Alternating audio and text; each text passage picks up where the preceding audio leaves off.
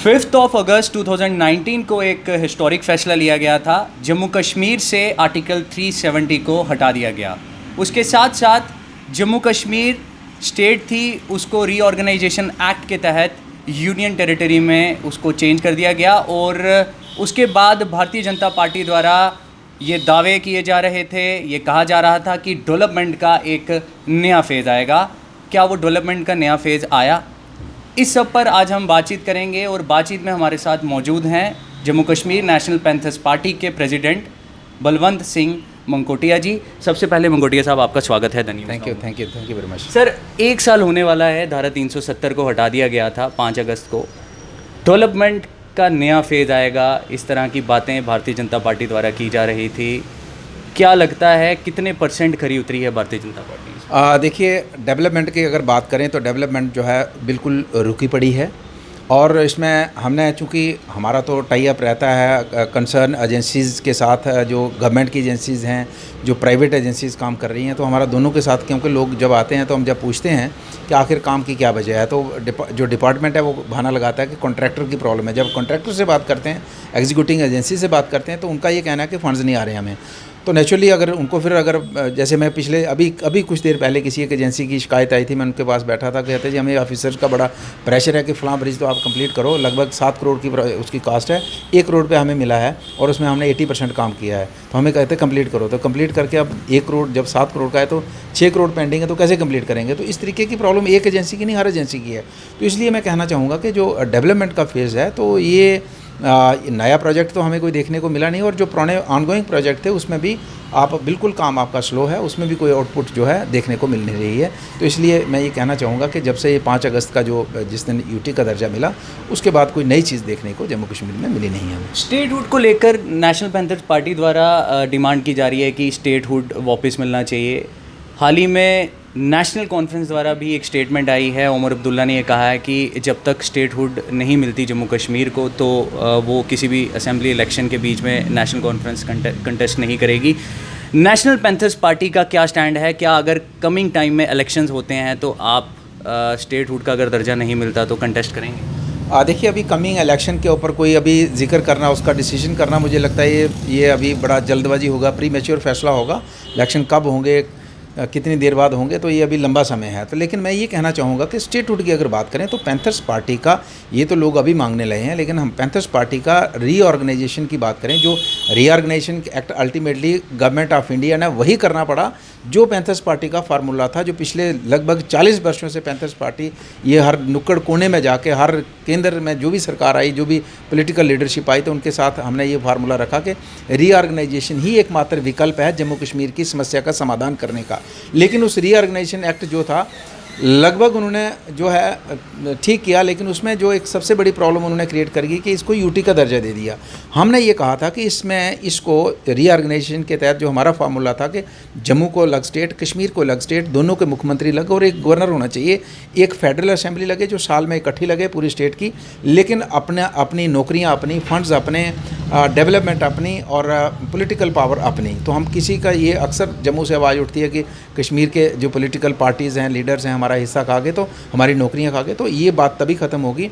और कश्मीर के जो डिमांड है, तो कश्मीरी अपने लेवल पे वो कहते हैं कि हमारी, जब हम असेंबली में आते हैं हमारी बात नहीं चलती, हमारी बात उठती नहीं है, या जम्मू वाले अलग मांग करते हैं। तो हमने कहा कि वो एक फार्मूला दें। इवन कि उसमें एक स्टेप आगे जाके हमने भी पर्सनली पिछले जब 5 अगस्त से लगभग 1 महीना पहले हमने प्रधानमंत्री जी के कार्यालय में जाके फार्मूला दिया कि अगर आपको लगता है कि कश्मीर की जो लॉ एंड ऑर्डर की प्रॉब्लम बहुत ज़्यादा है, तो आप उसको यूटी बनाइए और जम्मू को अलग स्टेट दे दीजिए, ताकि जम्मू के लोग जो पिछले लगभग जब से हिंदुस्तान के साथ नहीं थे, तब भी हम नेशनलिस्ट थे, तब भी हम हिंदुस्तानी थे, जब हिंदुस्तान के साथ नहीं थे तब भी हिंदुस्तानी थे, आज भी हैं। और हिंदुस्तान का मुझे लगता है, अगर आप सर्वे करें पूरे नेशनल लेवल पे, सबसे ज़्यादा कट्टरपंथी जो नेशनलिस्ट लोग, जो कट्टरपंथी दूसरे लिहाजे से नहीं, नेशनलिस्ट होने के लिहाजे से मैं कह रहा हूँ कि सबसे ज़्यादा नेशनलिस्ट अगर हिंदुस्तान में कहीं लोग मिलेंगे, वो जम्मू के लोग मिलेंगे आपको, हर जात धर्म मजहब बरादरी के। लेकिन उनको नेशनलिस्ट होने का सिला क्या मिला?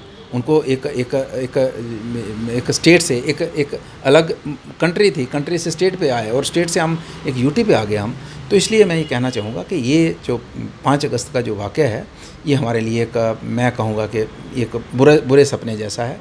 तो इसलिए इसके लिए हमें फ़ाइट करनी होगी। रही उमर अब्दुल्ला साहब की आपने बात करी कि उन्होंने कहा कि हम इलेक्शन नहीं लड़ेंगे, तो ये पॉलिटिकल, हम तो बेसिकली हम थोड़े स्ट्रेट फॉरवर्ड लोग हैं, सीधे साधे लोग हैं, तभी पॉलिटिकल लेवल पे हमें जहाँ पहुँचना चाहिए था नहीं पहुँच पाए, क्योंकि हम वो झूठ फरेड की कर नहीं सकते। ये आज स्टेटमेंट एक देंगे, कल दूसरी दे देंगे, परसों तीसरी दे देंगे। लेकिन फिर भी मैं कहना चाहूँगा कि नेशनल कॉन्फ्रेंस के जो वर्किंग प्रेसिडेंट भी हैं और पूर्व मुख्यमंत्री भी हैं, उनको भी इस तरीके से हैंड्स अप नहीं करना चाहिए, सरेंडर नहीं करना चाहिए। स्टेट की ठीक है, उनकी पार्टी का अलग मुद्दा हो सकता है, हमारी का अलग हो सकता है, विचारधारा अलग अलग है, लेकिन स्टेट के लिए हमें फ़ाइट करना होगा। और हमारा ये है कि 2 स्टेट्स, हमारी स्टेट अलग बननी चाहिए, जम्मू कश्मीर को अलग बनाइए आप।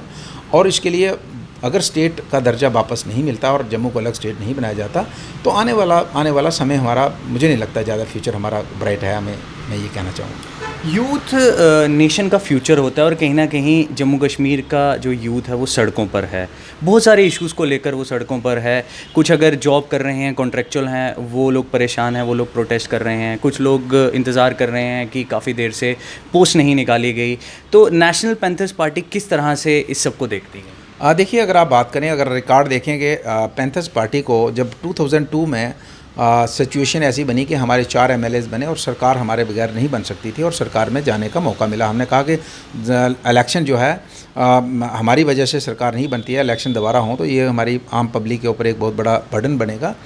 तो इसलिए हमने सरकार का हिस्से बने, और जब सरकार में हिस्सेदारी रही तो वहाँ की उस समय की परफॉर्मेंस आप चेक कर सकते हैं। लगभग 2.25 साल के करीब सरकार में जाने का मौका मिला, तो उसकी परफॉर्मेंस चेक कर सकते हैं। फिर अपोजिशन की भूमिका मिली, और आप पिछले 5 वर्षों से पैंथर्स पार्टी का कोई भी विधायक जो है पार्लियामेंट असेंबली के अंदर नहीं पहुंच पाया, और उसकी आप परफॉर्मेंस, मुझे लगता है मेरे से बेहतर आप जानते हैं कि कोई दिन ऐसा नहीं है कि जिस दिन पैंथर्स पार्टी ने जम्मू के रिलेटेड जो है, आम लोगों के रिलेटेड और खासकर यूथ के रिलेटेड कोई इशू को उभारा नहीं हो। और यूथ की जो समस्या है, यूथ की जो बहुत बड़ी समस्या जो है यहाँ, चूँकि ये मतलब पूरे नेशनल लेवल पे जब भी हमें मौका मिला प्रोजेक्ट करने का, असेंबली के अंदर या बाहर, नेशनल लेवल पे किसी सेमिनार में, इंटरनेशनल लेवल पे भी बात करने का अगर कभी मौका मिला, तो हमने ये कहा कि जम्मू कश्मीर की समस्या ये है कि यहाँ बेरोज़गारी, हालांकि बेरोज़गारी की बात करें तो इंटरनेशनल समस्या है, ये कोई एक बहुत बड़ी समस्या है, लेकिन हमारी समस्या दूसरे तरीके की है। यहाँ ये समस्या है कि यहाँ पे इंडस्ट्रियलाइजेशन नहीं है। यहाँ पे इंडस्ट्रियलाइजेशन नहीं होने की वजह से हमारी जो गवर्नमेंट जॉब तक ही हमारे लोग सीमित हैं, और गवर्नमेंट जॉब कितना हो सकता है, तो इसलिए एक बहुत बड़ी समस्या है। और बाहर का इंडस्ट्रियलिस्ट यहाँ आता नहीं है, क्योंकि करप्शन एक बहुत बड़ी समस्या है। इंडस्ट्रियलिस्ट आता है, मैं आपको रिसेंट, अगर आपकी टेलीफोन पे मेरी बात हुई तो मैं डिबू काम ऑफिस में था, और एक बाहर का बंदा है, बॉम्बे से एक बंदा है, वो पिछले 2.5 वर्षों से ज़्यादा हो गया, 2.5 वर्षों से मेरे साथ अप्रोच करी कि वो एक यूनिट लगाना चाहता है, एक फैक्ट्री लगाना चाहता है। उसमें एक लैंड यूज़ का मसला है, और लैंड यूज़ के लिए पिछले 2.5 वर्षों से मैं भी उस केस को फॉलो कर रहा हूँ। और मैंने इन ऑफिसर्स को कहा कि अगर नहीं कर सकते, कोई गैर कानूनी है तो रिजेक्ट कर दो ना फाइल, कोई ऐसा थोड़ी है कि आप गलत काम करना है, सही है तो करो, नहीं तो अगर आप उसने 2.5 मेरे से भी पहले लगा होगा, मेरे पास संपर्क में आया तो मैंने उसका सिफारिश करना शुरू। अब हमारी भी इज्जत का मसला बन गया कि यार ये कितना सा काम है, लैंड यूज़ चेंज करना है, और ना फाइल एक्सेप्ट करते हैं ना रिजेक्ट करते हैं। उस बंदे ने वहाँ से आके यहाँ पे एक यूनिट लगाया होगा, 10, 20, 50 लोगों को वहाँ जॉब मिलेगा, उसका केस बैंक में है, और बैंक वाले कहते हैं जब लैंड यूज़ का आप नहीं चेंज करोगे तो तब तक आपको हम लोन नहीं दे सकते। तो आप अंदाज़ा लगाइए कि जब 2.5 साल से उसका जो प्रोजेक्ट क्या बनाना था, 2.5 साल में उसका सारा सिस्टम ही बिगड़ गया ना, क्योंकि उस समय हालात, वो जो यूनिट बना के मार्केट में जो चीज़ देना चाहता था, आज उसकी डिमांड कितनी रही है, कितनी कम हुई है, उसका प्रोजेक्ट जो कास्ट थी उसमें कितना ऊपर नीचे हो गया है। तो ऐसे कौन यहाँ इंडस्ट्रियलिस्ट आएगा? इसलिए इंडस्ट्रियलिस्ट यहाँ आता नहीं है करप्शन की वजह से, और इंडस्ट्रियलिस्ट नहीं आता है तो बेरोज़गारी बढ़ती है। तो बेरोज़गारी एक बहुत बड़ी समस्या है। और दूसरा जो है, गवर्नमेंट की तरफ से आज लाखों, मतलब हज़ारों की तादाद में, करीब मुझे लगता है लाख के करीब पोस्टें खाली हो गई अलग अलग डिपार्टमेंट के अंदर, लेकिन उसको भरने के लिए कोई सिस्टम ही नहीं है। अभी आप मेरा कल परसों का भी देखा होगा, 2014 में 2006 में क्लास 4 के लिए रजौरी है, उधमपुर है, पुंछ है, बहुत से हमारे डिस्ट्रिक्ट हैं जिन्हें एप्लीकेशन फार्म लिए गए 2006 में। आज 20 साल हो गए, 14 साल हो गए, अब तक वो लिस्ट पब्लिश नहीं हुई। तो कैसे, जिसने, जब आप अंदाज़ा लगाइए कि उस 2006 में जो बंदा अपर एज लिमिट के करीब होगा, जिसमें 37 साल हो गई, अगर पिछले 14 सालों में 37 का बंदा कितने पहुंच गया, वो 51 साल का हो गया। अगर आप वो लगेगा तो 7 साल में रिटायर हो जाएगा। आपको नहीं लगता कि उनको भी कंपनसेट करना चाहिए, कोई पॉलिसी ऐसी लानी चाहिए? बिल्कुल बिल्कुल करना चाहिए। देखो आप एक रिक्रूटमेंट पॉलिसी, और हर सरकार आती है कि हम 3 महीने का जी 49 डेज 39, जैसे कोई जैसे कोई कंपनी है आपकी, टेलीकॉम कंपनी है, आपको वो देती है कोई प्रलोभन देती है कि आपका ये सिस्टम लो इतने का, तो इतने दिन का, 3 महीने का टाइम, 15 दिन का टाइम, 4 महीने का टाइम। लेकिन कब हुआ? अगर आपकी पोस्ट वेकेंट है तो आपको उसको भरना एक टाइम, एक सिस्टम के तहत भरिए ना। आप 6 साल 14 साल के लिए इंतज़ार करेगा बच्चा, क्यों करेगा? तो ये वजूहत हैं कि हमारे नौजवान जो हैं डिरेल्ड हुए हैं, रास्ते से भटके हैं। कहीं ना कहीं गवर्नमेंट की बहुत खामियां रही हैं। और आज भी मैं कहूँगा अभी 5 साल इस सरकार डायरेक्टली नहीं है, लेकिन आज भी है कंट्रोल बाई केंद्र सरकार। तो 5 साल में भी अगर वो जो 6 वाला बच्चा है उसको फिर भी नहीं मिला ना इंसाफ। 5 साल इनके भी हो गए। हम कहते कांग्रेस ने लूटा, नेशनल कॉन्फ्रेंस ने खाया, वो भी जिम्मेदार हैं, लेकिन आप भी तो इक्वली उसके रिस्पॉन्सिबल हो। आपने क्या किया? तो इसलिए ऐसी ये बातें हैं कि यहाँ का हमारा यूथ है जिसका कहीं ना कहीं उसको पड़ोसी मुल्कों ने उसकी नाराज़गी को, उसके गुस्से को उसको कैश किया है, उसको हमारे खिलाफ भड़काया है। तो इसलिए मैं कहना चाहूँगा कि केंद्र सरकार को इस मसले को सीरियसली लेना होगा। और ख़ासकर यूथ जो है ये नेशन की बैकबोन होता है। और हमारे जम्मू कश्मीर का यूथ जो है बड़ा असहाय है, उसकी बात सुनने के लिए कोई तैयार नहीं है। उसकी आज देखिए हमारे यूथ से मैक्सिमम यूथ चलाता है हमारा इंटरनेट जी। उससे आप पिछले 1 साल से किसी गवर्नमेंट की क्या ज़रूरत नहीं है। 1 साल से जितनी भी आपकी कंपनीज़ हैं, सारी कंपनीज़ आपसे जो चार्जेस ले रही हैं 4G के ले रही हैं, और आप 2G आप दे रहे हो। बुजुर्ग तो हमारा यूज़ करता नहीं है, छोटा बच्चा नहीं, मैक्सिमम तो यूथ करता है। तो यूथ के साथ मतलब हर मसले में खिलवाड़ है। तो इसलिए हम कहना चाहेंगे। मेरा एक आखिरी सवाल आपसे रहेगा मनकोटिया साहब, जिस तरह जम्मू कश्मीर का जो प्रेजेंट पॉलिटिकल सिनेरियो है उसको देखकर क्या लगता है, being a Jammu Kashmir national panthers party president, क्या फ्यूचर हो सकता है, पॉलिटिकल फ्यूचर हो सकता है जम्मू कश्मीर? हाँ देखिए, पॉलिटिकल फ्यूचर तो लोकल लोगों का तो मुझे डार्क लगता है। जो हम स्थानीय जो मूल निवासी हैं, अपना तो डार्क लगता है। अब केंद्र सरकार का क्या है कि बाहर से लोगों को एडजस्ट करके और हमारे जैसे लोगों को कुचलना है। वो मुझे लगता है कि इस तरीके की कोई पॉलिसी पे काम तो नहीं चल रहा है कोई। क्योंकि जिस तरीके का मैं अक्सर बात करता हूं कि अगर पार्लियामेंट की बात करें तो गृह मंत्री जी जिस दिन 5 6 अगस्त की जो स्पीच पार्लियामेंट के अंदर दे रहे थे, उन्होंने कहा 370 हटाना इसलिए पड़ा क्योंकि हमारे जम्मू कश्मीर के लोग जो बैकवर्ड हैं, एजुकेशनली बैकवर्ड हैं, वो हमारे नेशनल लेवल पे कम्पीट नहीं कर सकते। 370 हटाएंगे, एजुकेशनली एडवांस होंगे, नेशनल लेवल पे कम्पीट करेंगे। तो आप खुद एग्री कर रहे हो कि हमारे लोग एजुकेशनली बैकवर्ड हैं और हम कम्पीट नहीं कर सकते। अगर हमारे पहाड़ी इलाके के अगर आपके ऑफिसर जो दिल्ली से आके, तो उनको क्या पता है कि मड़वा दर्शन किया, गुलाबगढ़ की क्या हालत है। गुलाबगढ़ में मैं अभी पिछले दिनों गया था जी। वहाँ बस मतलब जहाँ गाड़ी से वहाँ पैदल मतलब उस हाई सेकेंडरी का जो जहाँ पहुँचने में मुझे लगभग 4 घंटे लगे हैं। और जब बच्चे वहाँ स्कूल से आ रहे थे, मतलब 15 किलोमीटर पैदल सफ़र करके आते हैं। वो बच्चे आपके नेशनल लेवल दिल्ली के बच्चे से कम्पीट करेंगे, वो यूपी बिहार के बच्चे से कम्पीट करेंगे। और आपने इसीलिए महाराजा ने 1927 में एक कानून लाया कि स्टेट सब्जेक्ट लॉ लाया कि जो लोकल हमारा यूथ है गवर्नमेंट जॉब में, वही उसी को प्रेफरेंस मिलेगी, वही जा सकता है, बाहर का नहीं आ सकता। तो लेकिन आपने उसको खोल दिया, आप इनडायरेक्टली उसको खोल दिया। तो आज आप खुद इस चीज़ को मानते हो कि 370 के, लेकिन आप समय दीजिए ना। हम नहीं कहते ठीक है अगर आपको लगता है करना है, लेकिन हमें समय दीजिए, हमारे बच्चे को उस लेवल पे आने दीजिए ना 2 4 5 10 साल, उसके बाद देखते हैं। लेकिन आपने एकदम मतलब एक झटके से उसको ख़त्म करके और हमारे बच्चे को कहा जाओ दिल्ली के नेशनल लेवल पे 140 करोड़ की आबादी में जाके कंपटीशन लड़ दो, तो कैसे होगा? तो इसलिए हमारा जो फ्यूचर जो है, हमारे यूथ, जिस देश का, जिस एरिया का, जिस समाज के यूथ का फ्यूचर डार्क होगा, तो वो समाज डार्क होगा, वो एरिया, वो नेशन। तो इसलिए हमें पॉलिटिकल जो हमारा है, पॉलिटिकल आप प्रोसेस ही ख़त्म कर दिया।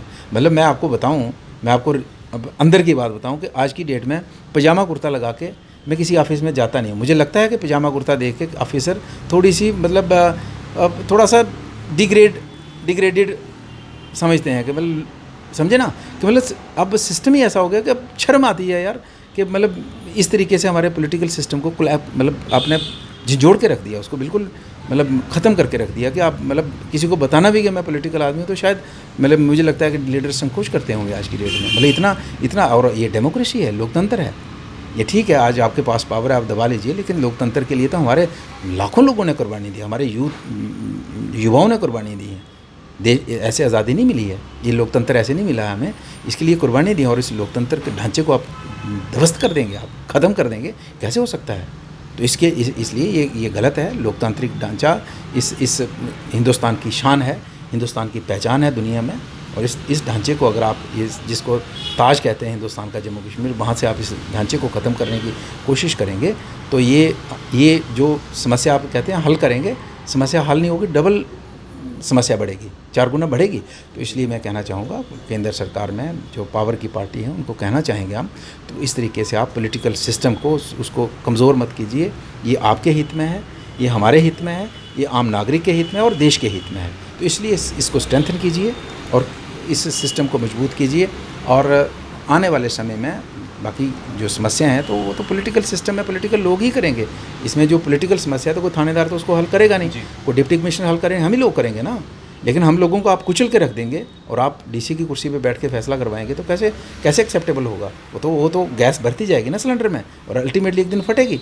और जब फटेगी तो किस के चीथड़े उठेंगे उस गैस फटने से, तो आप अंदाज़ा लगा सकते हो। तो इसको ऐसा मत कीजिए कि इसको इतना प्रेस कर दीजिए, इतनी गैस भर दीजिए कि अल्टीमेटली वो फटने पे मजबूर हो जाए। तो मैं एक गुजारिश करना चाहूँगा, इस लोकतांत्रिक ढांचे को लोकतांत्रिक तरीके से चलाइए आप। द न्यूज़ नाउ से बात करने के लिए बहुत बहुत धन्यवाद। Thank you very much. तो ये हमारे साथ एक्सक्लूसिव बातचीत में इस समय जुड़े थे Jammu Kashmir national panthers party के प्रेसिडेंट बलवंत सिंह मंकोटिया जी, और कुछ बर्निंग इश्यूज़ के ऊपर हमने इनके साथ आज बातचीत की। और एक चीज़ कहना चाहेंगे कि 5 अगस्त 2019 के बाद जनता ने ये उम्मीद लगाई थी कि अच्छे दिन आएंगे।